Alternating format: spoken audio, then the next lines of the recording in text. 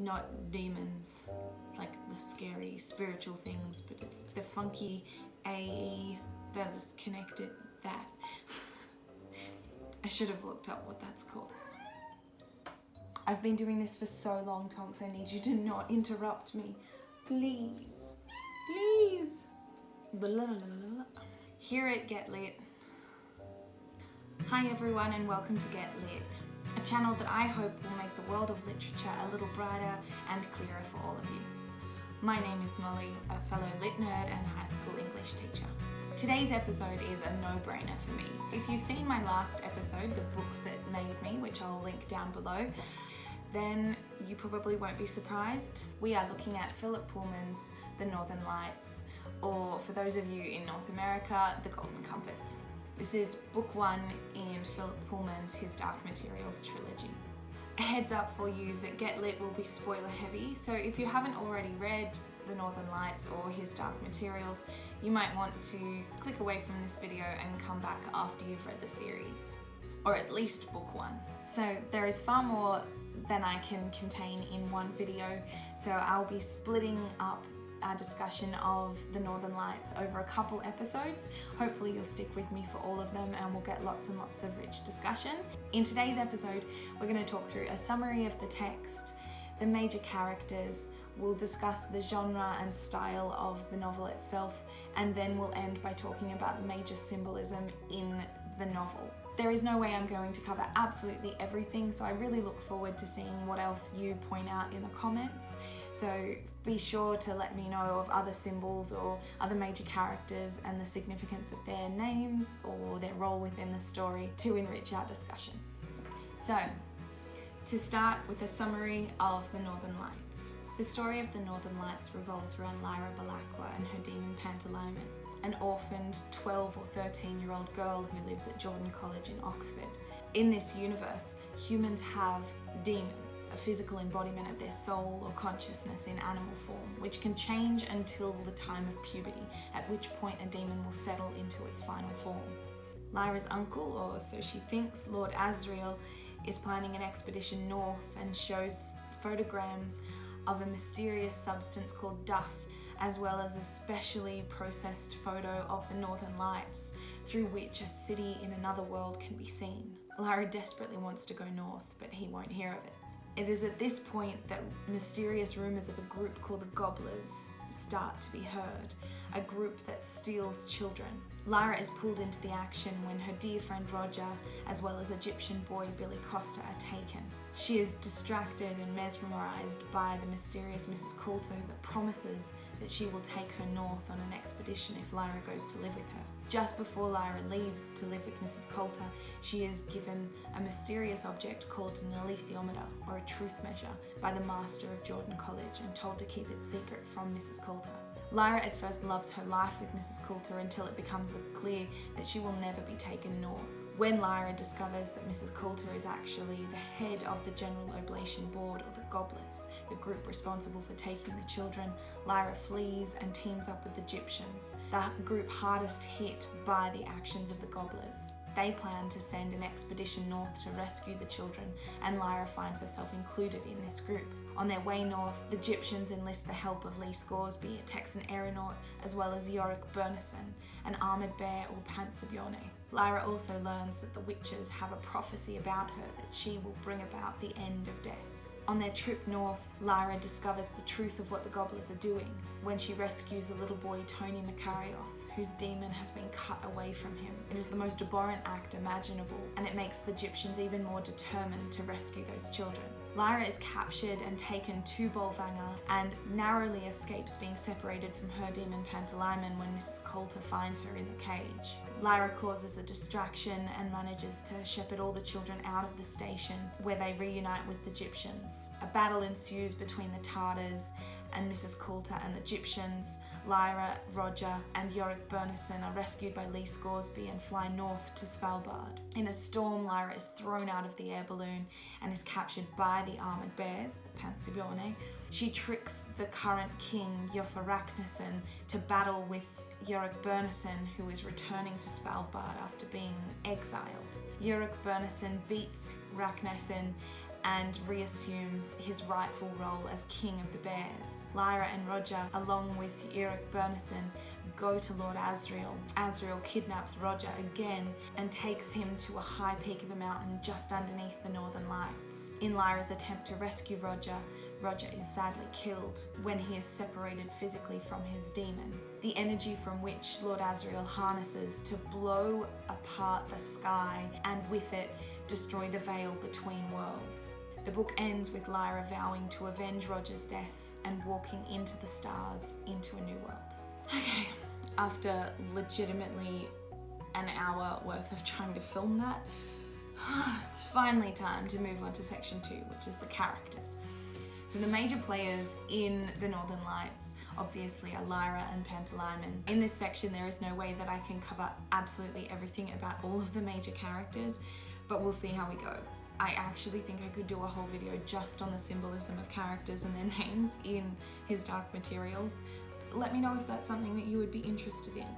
I could talk about these all day. So, Lyra and Pantalaimon. Lyra is such a fascinating character. Spunky, tenacious, and strong-willed. Her name evokes ideas of the lyre, a musical instrument which carries connotations of her being a storyteller, which ties into the fact that she is such an incredible liar, eventually renamed Lyra Silvertongue by Yorick Bernison, in thanks for her helping him to get his kingdom back. Not only this, her name has symbolism in terms of the constellation, the lyre of Orpheus. So there is a direct parallel to Orpheus, who goes into the underworld. And without giving away too many spoilers for the rest of the series, Lyra too has to follow in these footsteps to enter the underworld, not to seek her beloved, but her beloved friend Roger. With this illusion, Lyra is therefore connected to stories of entering the underworld and leading the dead out, which, as we unpack the rest of the series, we will see is her central role in ending death. Her demon Pantalaimon's name is also fascinating. Pan meaning all, and his name roughly translating to all compassionate. And that is the thing that seems to set Lyra apart from the adults and other children. That while the adults shy away from Tony Macarios, this little boy separated from his demon, she walks towards. She leans in. Lord Asriel's name is fascinating too, because it alludes to Asriel, the angel of death. He is described as the one whom God helps, and he is the angel that comes to those who are grieving. This is ironic because he seems to lack compassion and is so pragmatic and Machiavellian in his dogmatic pursuit of his own goal. We have to talk about Marissa Coulter as well. Now, my heart goes out to Marissa because I get it. Molly is one of those names that's like in the same family, and her name means sea of bitterness. Marissa also means rebelliousness or fearsome warrior.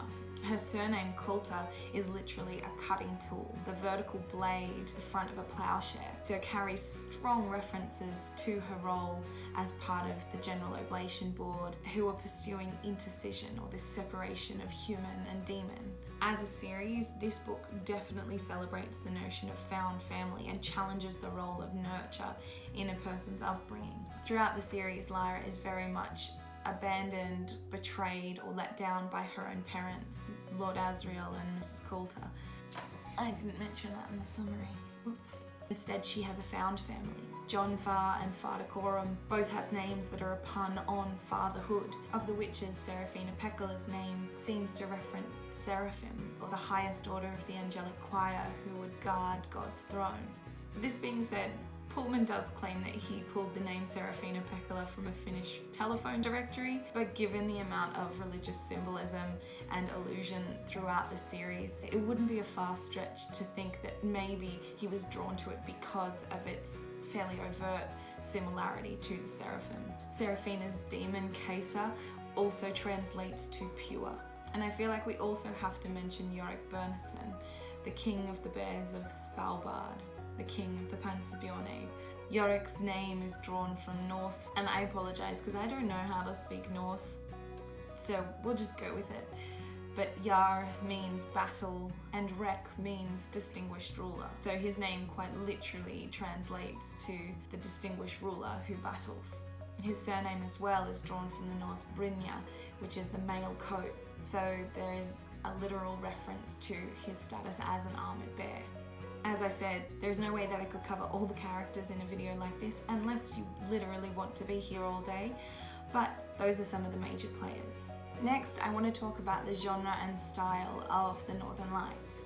It's a funny series, and I was talking to a colleague of mine who was saying that it feels like Pullman couldn't decide what genre it sat in, but personally I kind of think that that's the beauty of the series as a whole. It seems to straddle different genres and it evolves. Much like what was so amazing about reading the Harry Potter series for the first time was that we grew with the characters. And in The Northern Lights, The Subtle Knife and The Amber Spyglass, we can grow and develop with these books as well. The first is the clearest children's lit out of all of the series. It follows a really traditional hero's journey arc, where there is a chosen one hero that needs to rescue something, solve some major problem. So Lyra is obviously called to adventure by the kidnapping of Roger and the discovery of Coulter's involvement in the General Oblation Board, and she needs to thwart the Gobblers and rescue Roger. She has clear mentor characters in John Farr and Farda Coram, as well as allies in Serafina Pekkala and Lee Scoresby, as well as Billy Costa and Roger. Arguably, you could also say that the Alethiometer acts as a character on its own as well and becomes one of her allies, and perhaps one of her closest allies through all three books. The series as a whole is also interesting just in terms of fantasy and categorizing it as fantasy, because the first book is definitely high fantasy because it is a completely brand new world. However, when we begin The Subtle Knife, it's a low fantasy. It begins in our own world but opens up our world to others. So series as a whole, I guess we would say, is low fantasy, but The Northern Lights itself is high fantasy. So like I was saying before, there is a sense that we as readers can grow with the series because we begin with something that's much more straightforward. It all exists in a single universe with one core character. The entire book is focalized from Lyra's perspective except for just a handful of cutaway scenes. Notably, we get a scene between the Master of Jordan College and the Librarian where we learn a little bit more about the theocratic structure of the world, as well as Lyra's fate, that she has a grand quest that she has to complete, she has to do it unknowingly, and that she will be the betrayer of someone. And that becomes Roger, that she has to unknowingly betray him and lead to his death, which will set in motion the action of the next two books. The other major sidestep away from Lyra's focalization would be Tony Makarios's kidnapping, and this serves as foreshadowing because we learn about this beautiful woman and her golden monkey demon, meaning that when Lyra meets Mrs. Coulter, we have that glimpse and we understand that she already plays a role in the kidnap of children. Even the language itself works at multiple levels. It's an extremely accessible third-person limited narrative. The vocabulary is not particularly complex, however, it is beautiful because you can come back to it as an adult or as an older reader and discover the layers of meaning within it. The series itself is inspired by John Milton's A Paradise Lost, the title for the series, His Dark Materials, being drawn from Paradise Lost explicitly. So the book is sprinkled with explicit references to Paradise Lost, which I think for a child reader probably goes over the head, but adds a layer of complexity and depth when you're coming back to it as an older, more experienced reader. Into this wild abyss, the womb of nature and perhaps her grave of neither sea nor shore nor air nor fire, but all these in their pregnant causes mixed confusedly, and which thus must ever fight, unless the Almighty Maker them ordain his dark materials to create more worlds. Into this wild abyss the wary fiend stood on the brink of hell and looked a while, pondering his voyage. Even just in that segment we can see so much of what Pullman is drawing on. The multiple worlds theory, as well as standing on the edge of the abyss of the underworld, which foreshadows Lyra's eventual journey into the world of the dead. But I think even in this one, Bolvangar itself is a place where no birds fly, the wildlife has fled, so it is a place of death as well. And so even thinking about her role in rescuing the children from Bolvangar or the station, this was her practice. She led these innocent souls out of a place of death, just as she will eventually lead the ghosts from the world of the dead. So now that we've talked through a summary of the text, the major characters, I want to touch on the symbolism within the series. Again, like the characters, there's no way that I can unpack absolutely everything in one video, but let's see if we can pick apart some of the most important ones. So what I want to start with is the title itself, The Northern Lights. Aside from becoming literally my #1 bucket list goal to see the Northern Lights in person, the Northern Lights themselves first come up in the story when Asriel is showing the projections in the retiring room at Jordan College. But the main interest of the picture lay in the sky. Streams and veils of light hung like curtains, looped and festooned on invisible hooks hundreds of miles high, or blowing out sideways in the stream of some unimaginable wind. Is it what they call the Northern Lights? Yes, it has many names. It's composed of storms of charged particles and solar rays of intense and extraordinary strength, invisible in themselves, but causing this luminous radiation when they interact with the atmosphere. If there'd been time, I would have had this slide tinted to show you the colours, pale green and rose for the most part, with a tinge of crimson along the lower edge of that curtain-like formation. So I think in this first presentation of the Northern Lights, it stands for the mystery and awe of learning and science. The fact that there are these charged particles that are invisible, but as soon as they start interacting with our atmosphere, they create luminosity and beauty in the sky. However, it goes a little bit further than that, and I'm going to read a bit more. Lord Asriel put a new slide in the lantern frame. It showed the same scene. As with the previous pair of pictures, many of the features visible by ordinary light were much dimmer in this one, and so were the curtains of radiance in the sky. But in the middle of the aurora, high above the bleak landscape, Lyra could see something solid. She pressed her face to the crack to see more clearly, and she could see scholars near the screen leaning forward too.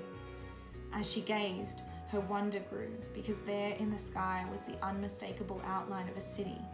Towers, domes, walls, buildings and streets suspended in the air. She nearly gasped with wonder. The Cassington scholar said, "That looks like a city." "Exactly so," said Lord Asriel. "A city in another world, no doubt," said the Dean with contempt in his voice. So I think that this second discussion of the Northern Lights, although only a page apart, demonstrates the ultimate symbolism of the Northern Lights in the series, and that is the fragility of our world. It is a place where the curtain between universes has grown thin. And so that in itself, I think, stands for the fragile barriers that hold our world and our society in place. And Philip Pullman invites us to consider the fact that all of the structures, social and physical, are constructed and are subject to scrutiny, and perhaps should be subject to scrutiny. The next symbol is the alethiometer itself, depicted on most covers of the Northern Lights. Its name translates literally to truth measure, and so it becomes symbolic of truth, of consciousness, of curiosity. And I think it's really fascinating because the alethiometer seems to only work for Lyra without the books, because she has this intuition. And I think what separates her from perhaps adult readers of the alethiometer is the fact that she goes in such an open-minded fashion. She demonstrates for us what actual curiosity is, that it is open-mindedness. It's not a dogged seeking of one answer or one particular train of thought. Instead, she is in an open dialogue, and she's showing the way that perhaps we should approach the world. That instead of fixating on one particular answer and finding things that will back up that answer, she is willing to listen to the alethiometer and hear its nudgings that suggest that she asks different questions. So the alethiometer itself is also kind of meta-symbolism. It's symbolic of symbolism itself, because each of the 36 symbols around the face of the compass have an infinite number of potential meanings, like the hourglass that means death but also time, the marionette that represents obedience, submission, but also grace, the anchor that represents hope and then steadfastness, etc. So I think throughout the series, what Pullman maybe calls us to as readers, as people, is to be open to multiple meanings. Here's Lyra explaining in a few segments of the book what it is like to read the alethiometer. She read it every day, sometimes with Vada Coram and sometimes on her own, and she found that she could sink more and more readily into the calm state in which the symbol meanings clarified themselves, and those great mountain ranges touched by sunlight emerged into vision. She struggled to explain to Farda Coram what it felt like. It's almost like talking to someone, only you can't quite hear them, and you feel kind of stupid because they're cleverer than you, only they don't get cross or anything, and they know such a lot, Farda Coram, as if they knew everything almost. And then again when she's talking to the Witches' Council at Trollesund, I just make my mind go clear, and then it's sort of like looking down into water. You gotta let your eyes find the right level, because that's the only one that's in focus. Something like that, she said. So the fact that Lyra is able to peer down into this water and just wait for the levels of meaning to be clarified demonstrates this kind of open-minded, multi-layered thinking, kind of this associative thinking, where instead of pushing and prodding for the answer, she just lets answers come to her. And for me, I think that that's the key to the alethiometer as a symbol for us and what we should be taking from it. It's the fact that the alethiometer represents a certain type of inquiry that is open to being opposed, to being challenged, potentially to being subverted. And the last major symbol that I want to talk about are demons themselves. Demons are representative of selfhood, of conscience, of the soul, of our identity. As a narrative device, I think it's really fascinating that Pullman decides to make these physical manifestations rather than an internal dialogue, and it creates a point of interest that these discussions about morality, about ethics, are no longer happening internally for Lyra as a character, and they are taken outside of her body, and they become literal conversations between her and Pantalaimon. And this is kind of powerful because what it does is it makes morality tangible, and I think particularly for young readers, it's about making that process of questioning, of inquiry, even more explicit. To understand that it's okay to battle within yourself, to be unsure of what the right or wrong answer is, or the right or wrong approach to a situation. As well as that, demons are powerful symbols of who we are. There is a beautiful conversation that Lyra has on her journey north, another section that I'll read to us. There's compensations for a settled form. What are they? Knowing what kind of person you are. Take old Belisaria. She's a seagull, and that means I'm kind of a seagull too. I'm not grand and splendid nor beautiful, but I'm a tough old thing, and I can survive anywhere and always find a bit of food and company. That's worth knowing, that is, and when your demon settles, you'll know the sort of person you are. But suppose your demon settles in a shape you don't like. Well then, you're discontented, ain't ya? There's plenty of folk as would like to have had a lion as a demon and they end up with a poodle. Until they learn to be satisfied with what they are, they're going to be fretful about it. Waste of feeling, that is. So there is a sense that there's something in our identity that is fixed, that is anchored, that is grounded in something tangible in the series, and that is the physical form of your demon. And we can see this across the major characters and what their demons are. Mrs. Coulter's golden monkey, the golden fur represents the lustrousness and the luxury of her life and her value of outward aesthetic beauty and keeping up appearances. However, its black, horny-skinned hands represent its cruelty, and its dexterousness means that it is capable of more than just animalistic tendencies. And also her fascination is revealed later on in the book with her watching the children being pulled apart from their demons. And there's something in there in the monkey's playfulness, but this monkey is sinister. I think Asriel's demon as well, Stelmaria, she is this incredibly powerful big cat, a cat that can never properly be tamed, that will be independent and single-minded to a fault. The other moment I feel like I have to mention that I absolutely love in this series is Bernie Johansson, the Egyptian that worked in the kitchens that would keep an eye on Lyra and report back to the Egyptian community. Bernie was a kindly, solitary man, one of those rare people whose demon was the same sex as himself. Now, this is not a series that is fantastic in terms of representation. We have one homosexual coupling, arguably, between Balthamos and Baruch in The Amber Spyglass, but otherwise it's a fairly heteronormative narrative. But there is a fairly powerful acknowledgement of the fact that Bernie is born with a demon that is the same gender as him. And the very last symbol that I want to just touch on, but I'm not going to go into too much detail because it's going to be one that we discuss, particularly in the amber spyglass, is dust itself. The idea that there is a sense of consciousness in the universe, that there is matter that cannot be explained, is conscious of itself, and it attaches to us, and that is our curiosity, that is our critical thinking. And I think this is important to talk about because Philip Pullman's His Dark Materials has been criticised particularly by Christian religious groups, saying that it's atheistic propaganda. I think that these books are actually less anti-religion. It's a story about religious absolutism, and it's a warning against ever being so fixed on one way of viewing the world that you close yourself off to even being able to understand another way of viewing the world. And ultimately that's what I think is powerful about this as a novel and as the beginning of a series. It's an invitation to be more open, to be more empathetic, to be more understanding, and to be willing to step outside our own narrow scope of viewing the world and to entertain the possibility that other people see it differently to us.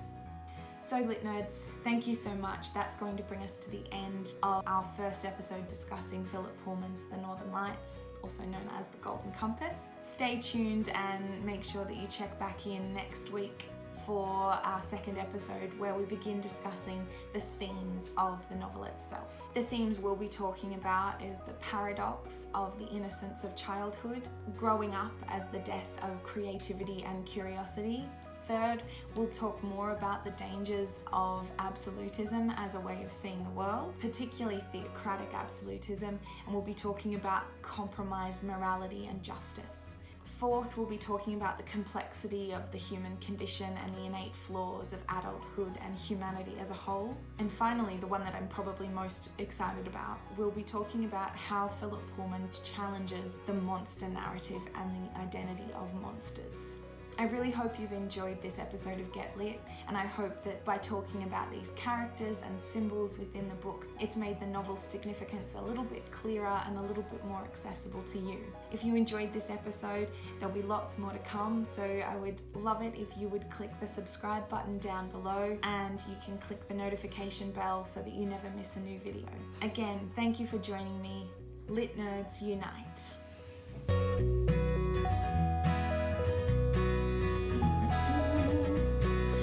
The bit where she talks about it.